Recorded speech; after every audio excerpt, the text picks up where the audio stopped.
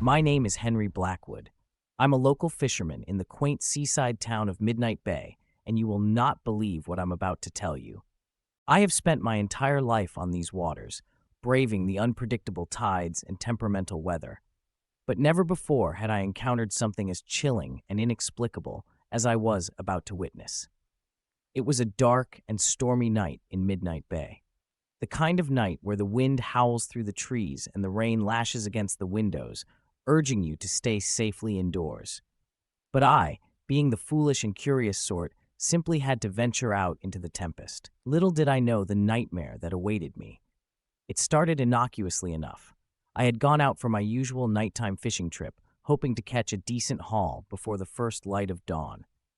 The storm had been brewing for hours, the clouds thick and ominous overhead.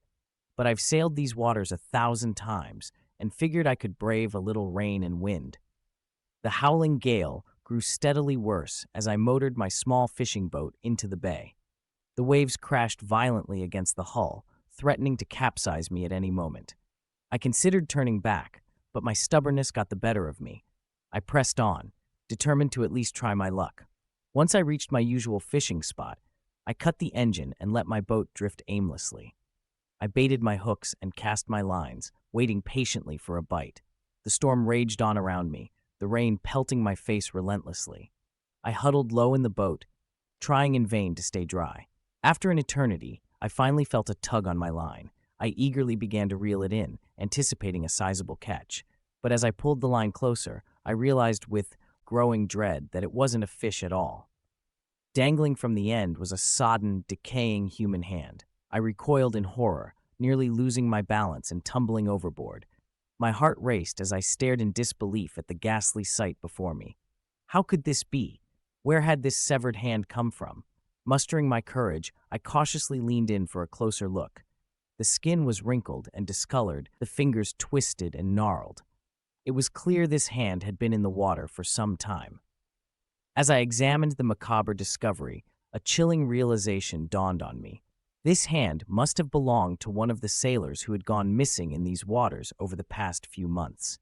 Several crew members from various fishing boats had vanished without a trace, and their disappearances had become the subject of much speculation and fear in our small town. I shuddered at the thought, suddenly feeling very vulnerable and exposed out here on the open water. I quickly gathered my lines and prepared to return to shore, my previous bravado now wholly shattered. But as I turned to start the engine, I froze in my tracks. In the distance, just beyond the curtain of rain, I could make out the faint outline of a ship. My breath caught in my throat as I stared in disbelief at the massive, shadowy vessel, its sails billowing ominously in the howling wind. I rubbed my eyes, convinced I was seeing things. But the ship remained, growing steadily closer with each passing moment.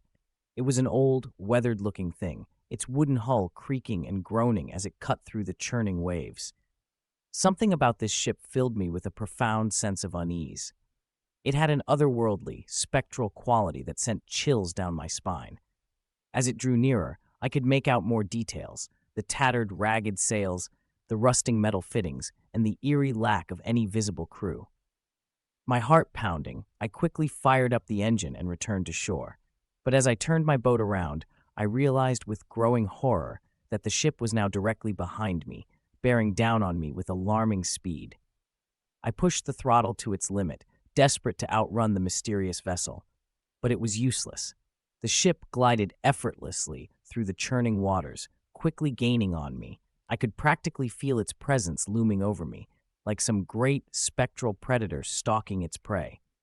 In a last-ditch effort, I gunned the engine, praying I could make it to the safety of the harbor before the ship caught up. But as I neared the shoreline, I glanced over my shoulder, and what I saw nearly made me lose control of the boat. The ship was now close enough for me to make out its details more clearly, and what I saw filled me with a profound sense of dread. The once proud vessel was now a mere husk, its wood weathered and decaying, its sails little more than tattered rags. But the most chilling sight of all was the crew, or rather the lack thereof. As the ship drew nearer, I could see no one at the helm, no sailors scurrying about the deck. The boat seemed to be moving of its own accord, propelled by some unseen supernatural force. And then, to my horror, I saw them, the ghostly figures of the crew, standing silently at their posts. Their faces were sunken and skeletal, their eyes hollow and soulless. They moved with an eerie, unnatural grace, as if their bodies were being supported by some unseen force. I let out a strangled cry of terror, nearly losing control of the boat as I stared in disbelief at the horrific sight. Of course, I had heard the stories, the tales of the phantom ship of Midnight Bay, a cursed vessel doomed to sail the seas for eternity, its ghostly crew forever trapped in their watery grave. But I had always dismissed them as superstition, the fanciful tales of local folklore. Never in my wildest dreams did I imagine I would actually witness the manifestation of this chilling legend with my own eyes. As the phantom ship drew ever closer, I could feel the air around me grow cold and heavy, as if its presence distorted reality's fabric. The howling wind seemed to take on a malevolent edge, and the crashing waves felt more like the grasping hands of some unseen entity trying to pull me under. Desperate to escape this nightmare, I gunned the engine again, pushing my little boat to its limits. But the phantom ship was inexorable, its ghostly form gliding effortlessly through the churning waters, closing the distance between us with every passing second. I knew then that there was no running from this. Whatever dark, otherworldly force animated that cursed vessel would not be denied. As I stared into the hollow, soulless eyes of the ghostly crew, I felt a sense of utter helplessness wash over me. I was going to die out here, alone and afraid, at the mercy of this supernatural horror. My life would become yet another tragic footnote in the ongoing saga of the phantom ship of Midnight Bay. As the massive spectral vessel loomed over me, I closed my eyes and braced myself for the end. But instead of the crushing impact I had expected, I was met with a deafening silence. The howling wind and crashing waves had disappeared, replaced by an eerie stillness that sent a chill down my spine. Cautiously, I opened my eyes, and what I saw nearly made my heart stop. The phantom ship was gone, vanished as if it had never been there at all. I whipped my head around, searching frantically for any sign of the cursed vessel, but there was nothing. The bay was peaceful, and the storm appeared to be fading away. I sat there, stunned, trying to comprehend what had just transpired. Had it all been some kind of waking nightmare, a figment of my overactive imagination? But then I remembered the severed hand, still lying at the bottom of my boat. I stared at it, the twisted, decaying fingers a grim reminder that what I had witnessed was all too real. Shaken to the core, I quickly returned to shore, my mind racing with questions and theories. What was the true nature of the phantom ship? Where did it come from, and why was it doomed to sail these waters for eternity? As I docked my boat and stumbled onto the familiar, solid ground of the harbor, I knew I had to find answers. I couldn't simply go on with my life, haunted by the specter of that cursed vessel and its ghostly crew. And so began my obsession with unraveling the phantom ship of Midnight Bay mystery. In the following days and weeks, I immersed myself in research, scouring local archives and historical records for clues about this chilling legend's origins. I spoke to anyone who would listen, from seasoned sailors to local historians, desperate to piece together the truth.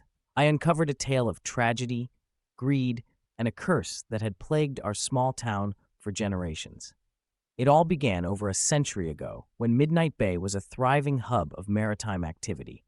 Dozens of fishing boats and cargo vessels plied the waters, transporting goods and hauling in bountiful catches to support the local economy. At the center of this bustling maritime community was a wealthy shipping magnate named Bartholomew Hawthorne. Hawthorne owned a fleet of some of the most advanced and well-equipped ships in the region, and he used his wealth and influence to expand his business empire, becoming one of the most powerful men in Midnight Bay. But Hawthorne was not content with merely being a successful businessman. He was driven by an insatiable greed, a thirst for power and riches that knew no bounds. And so, he began to engage in increasingly unscrupulous and ruthless practices, exploiting his workers, undercutting his competitors, and even resorting to bribery and intimidation to maintain his hold on the local shipping industry. During this time, a series of mysterious disappearances began to plague the waters of Midnight Bay. One by one, crews of various fishing and cargo vessels vanished without a trace, their ships found drifting aimlessly, their holds empty, and their crews nowhere to be seen. At first, the authorities dismissed these incidents as simple maritime accidents, the unfortunate result of the sea's unpredictable and treacherous nature. But as the disappearances continued to mount, a darker, more sinister pattern emerged. It was soon discovered that the missing crews were employed by Hawthorne's rivals, their ships carrying valuable cargo that would have directly competed with Hawthorne's shipping operations. The evidence of his involvement in these disappearances was circumstantial, but the growing suspicion and fear among the townspeople was palpable. Sensing the growing unrest, Hawthorne became increasingly paranoid and ruthless in his efforts to maintain his grip on the local shipping industry. He hired a crew of unscrupulous mercenaries to carry out his dirty work, dispatching them to sabotage the ships of his competitors and eliminate any threats to his monopoly. Outraged by Hawthorne's blatant disregard for human life, the townspeople began to whisper of a dark, supernatural curse that had been unleashed upon the bay. They spoke of a ghostly ship, manned by the restless spirits of Hawthorne's victims, doomed to sail the seas for eternity, seeking vengeance against the man who had robbed them of their lives. Hawthorne, dismissive of these superstitions, scoffed at the growing rumors and continued his ruthless campaign of greed and conquest. But his arrogance would ultimately be his downfall. One fateful night, as Hawthorne was sailing back from a successful business deal, his ship was suddenly beset by a violent storm. The winds howled, the waves crashed, and the rain poured in sheets as if the elements were conspiring against him. Hawthorne's crew, already unnerved by the tales of the phantom ship, grew increasingly panicked as the storm worsened. But Hawthorne, ever the confident and arrogant businessman, refused to turn back, determined to reach the safety of the harbor before the storm could do any real damage. But as they neared the entrance to Midnight Bay, a horrifying sight greeted them.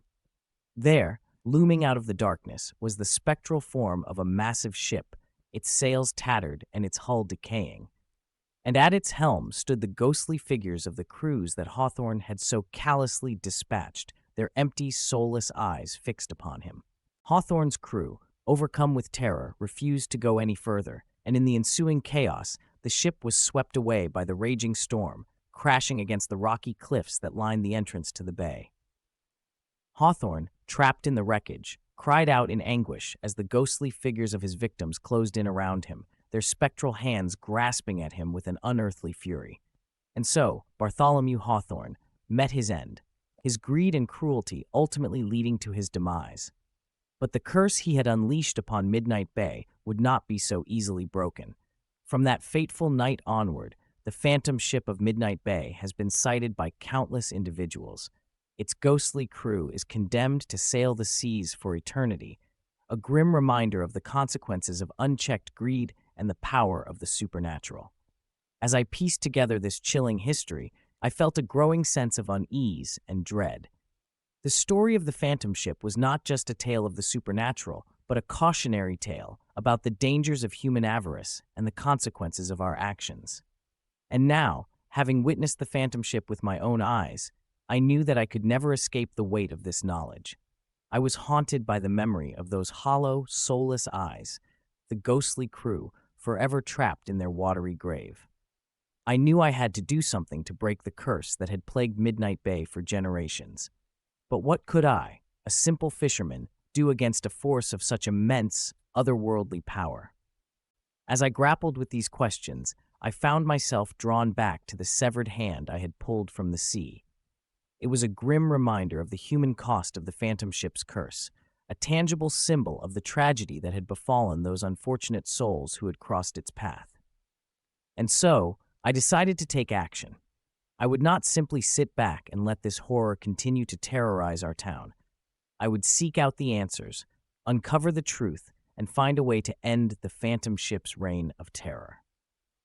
My first step was to take the severed hand to the local authorities, hoping that they might be able to use it to identify the victim and perhaps shed some light on the mystery. But when I presented my findings, I was met with a wall of skepticism and indifference. The police officers, dismissive of my claims, brushed off the discovery as nothing more than a macabre prank or a simple maritime accident. They refused to take my story seriously and convinced me that I was either delusional or simply seeking attention. Frustrated and disheartened, I turned to the local historians and maritime experts, hoping they might be more receptive to my findings. And to my surprise, they were. As I shared the details of my encounter with the phantom ship, they listened with rapt attention, their eyes widening with fascination and dread. These scholars, familiar with the legend of the phantom ship, recognized the significance of my discovery. The severed hand, they told me, was a tangible link to the curse that had plagued Midnight Bay for generations, a grim reminder of the lives that had been lost to the phantom ship's relentless quest for vengeance. Armed with this newfound knowledge, I began to formulate a plan. I would delve deeper into the history of the phantom ship, searching for any clues or artifacts that might help me unravel the mystery and find a way to break the curse. And with the help of the local historians and maritime experts, I was confident I could finally end this nightmare. As I immersed myself in my research, I uncovered more disturbing details about the phantom ship and its tragic history.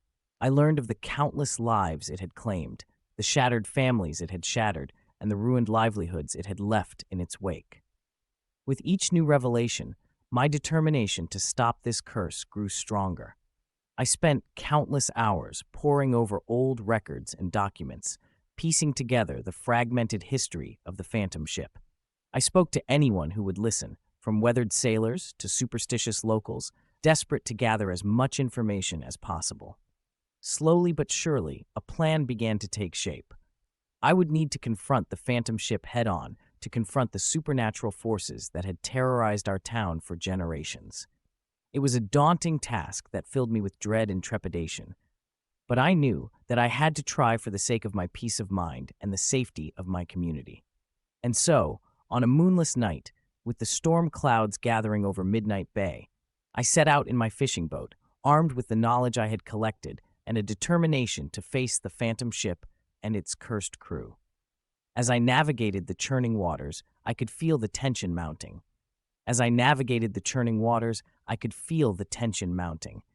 My heart pounded in my chest, each beat echoing the relentless rhythm of the storm around me. The moonless night enveloped the bay in an oppressive darkness, the only light coming from the occasional flash of lightning illuminating the turbulent sky. With every passing moment, the sense of foreboding grew stronger. The storm seemed to grow more intense, as if the elements conspired to deter me from my quest. But I pressed on, driven by a determination to uncover the truth and end the phantom ship's reign of terror. Suddenly, through the sheets of rain and the howling wind, I saw it. The faint, ghostly outline of the phantom ship appeared on the horizon, its tattered sails billowing in the gale. My breath caught in my throat as I steeled myself for what lay ahead. I approached cautiously, my boat bobbing precariously on the choppy waves. As I drew nearer, the details of the cursed vessel became more distinct. The decaying wood, the rusted metal fittings, and the ghostly figures of the crew, their hollow eyes staring vacantly into the night. My pulse quickened as I prepared to board the ship. I knew I was walking into a nightmare, but I had no other choice. I had to face the specters head-on and uncover the truth that had eluded the town of Midnight Bay for so long. I lashed my boat to the side of the phantom ship, the wood groaning under the strain of the storm. Clambering aboard, I was immediately struck by the overwhelming dread permeating the air. The ghostly crew moved in eerie silence, their spectral forms drifting through the ship like wraiths. Summoning every ounce of courage, I made my way to the captain's cabin, the heart of the cursed vessel. The door slowly opened, revealing a dimly lit room adorned with old maps and nautical charts. At the center stood a weathered desk, and behind it, the ghostly figure of the ship's captain.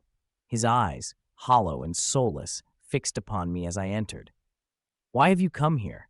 his voice echoed, a chilling whisper that seemed to emanate from the very walls of the ship. "I seek to end this curse," I replied, trembling but resolute. "Tell me how to free the souls trapped on this vessel." The captain's ghostly form flickered, a look of sorrow passing over his features. "We are bound to this ship by the sins of our master, Bartholomew Hawthorne," he intoned.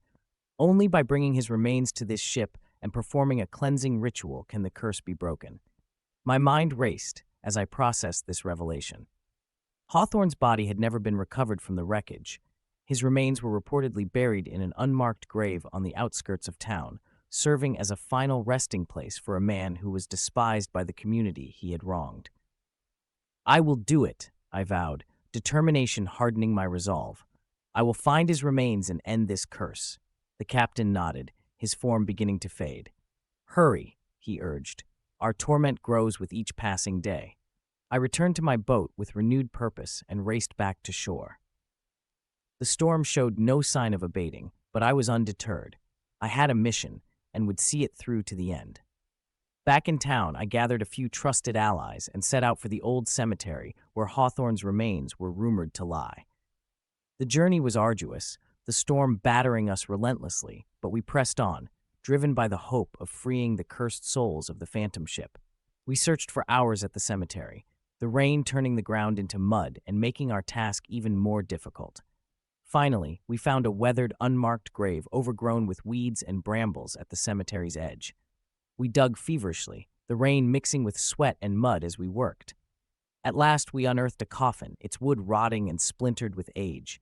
Inside lay the remains of Bartholomew Hawthorne, a grim testament to his dark legacy.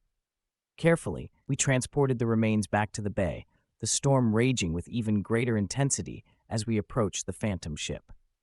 As we boarded the cursed vessel once more, the ghostly crew watched in silence, their hollow eyes filled with a glimmer of hope.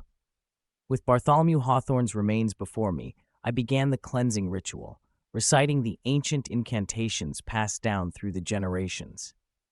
The air thickened with palpable energy, and the storm's fury peaked during the ritual.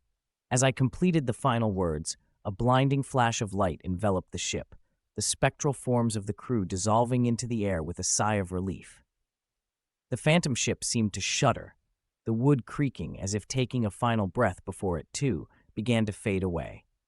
When the light subsided, the ship was gone, and the storm had miraculously abated. The waters of Midnight Bay were calm once more. The oppressive darkness lifted. I stood there, exhausted but triumphant, knowing the curse had finally broken. The souls of the phantom ship were free, and the town of Midnight Bay could finally rest easy. As I returned to shore, the first light of dawn breaking over the horizon, I felt a profound sense of peace. The nightmare was over, and the waters of Midnight Bay were safe once more. But I would always remember the haunting eyes of the ghostly crew, a reminder of Bartholomew Hawthorne's dark legacy and the curse that had plagued our town for generations. I vowed to ensure that the lessons of this harrowing experience would never be forgotten.